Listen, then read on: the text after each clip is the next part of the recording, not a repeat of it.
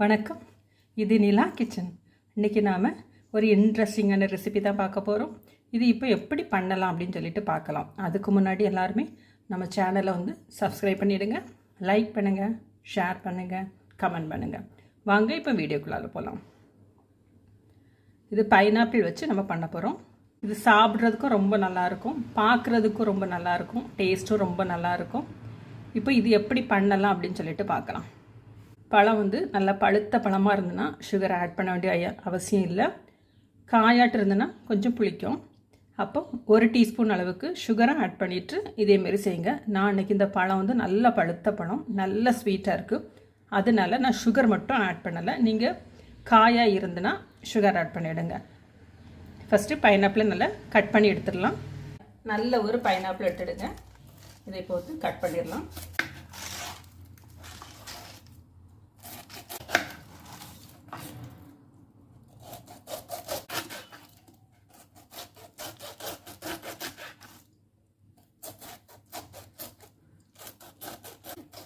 ரொம்ப ஒரு டேஸ்டான ரெசிபி ஆக்சுவலாக. இது நம்ம சும்மா சாப்பிட்றத விட இப்படி சாப்பிடுங்க, நல்லாயிருக்கும். அந்த உப்பு, காரம், பைனாப்பிளோட ஒரு ஸ்வீட்னஸ்ஸு எல்லாம் சேர்ந்தது சாப்பிட்றதுக்கு ரொம்ப நல்லாயிருக்கும். நல்லா இதெல்லாம் கட் பண்ணி எடுத்துருங்க. ஆக்சுவலாக இதுதான் த்ரோட் கொஞ்சம் இரிட்டேட் பண்ணும் உள்ளே போகச்சில்.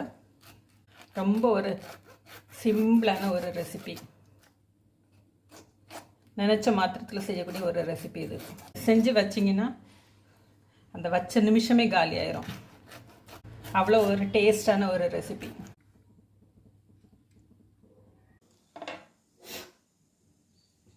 பைனாப்பிளை தோலெல்லாம் கட் பண்ணிவிட்டு ஸ்லைஸ் பண்ணி எடுத்துடுங்க. ரொம்ப பெருசாகவும் வேண்டாம், சின்னதாகவும் வேண்டாம். இந்த சைஸ்க்கு ஸ்லைஸ் பண்ணி எடுத்துடுங்க.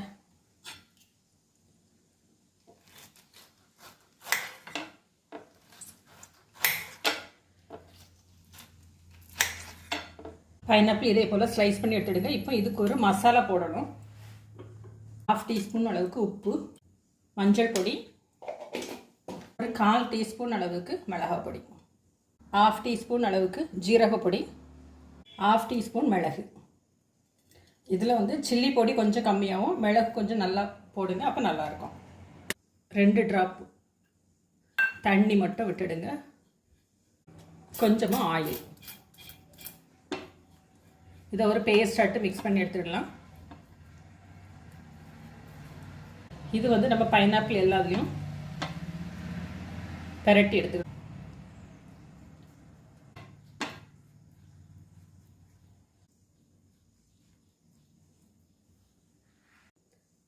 எல்லா பக்கமும் மசாலா நல்லா மிக்ஸ் ஆயிடுச்சு.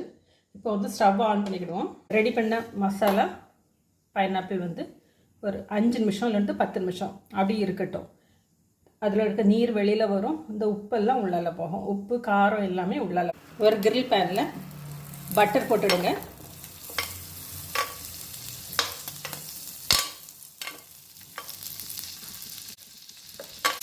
பட்டர் மெல்ட் ஆனோன்னா பைனாப்பிள் எல்லாமே அதெல்லாம் அரேஞ்ச் பண்ணிடுங்க.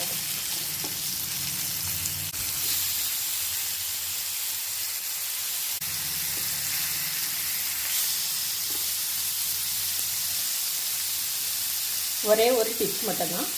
பழம் புளிப்பாக இருந்த அப்படின்னா கொஞ்சம் 1 டீஸ்பூன் அளவுக்கு சுகர் சேருங்க.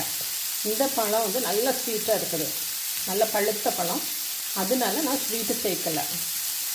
புளிப்பு இருந்துன்னா 1 டீஸ்பூன் அளவுக்கு சுகர் மட்டும் சேர்த்துடுங்க. வேறு எல்லாமே இதே தான். அப்படியே 2 பக்கமும் மாற்றி போட்டு எடுத்துடலாம். கலர் பாருங்கள், சாப்பிட்றதுக்கும் ரொம்ப நல்லாயிருக்கும். இது போலவே எல்லாமே ஃப்ரை பண்ணி எடுத்துருவோம். நம்மளோட பைனாப்பிள் பாருங்கள், 2 பக்கமும் நல்ல கலர் வந்துச்சு. இப்போ இதை எடுத்துடலாம்.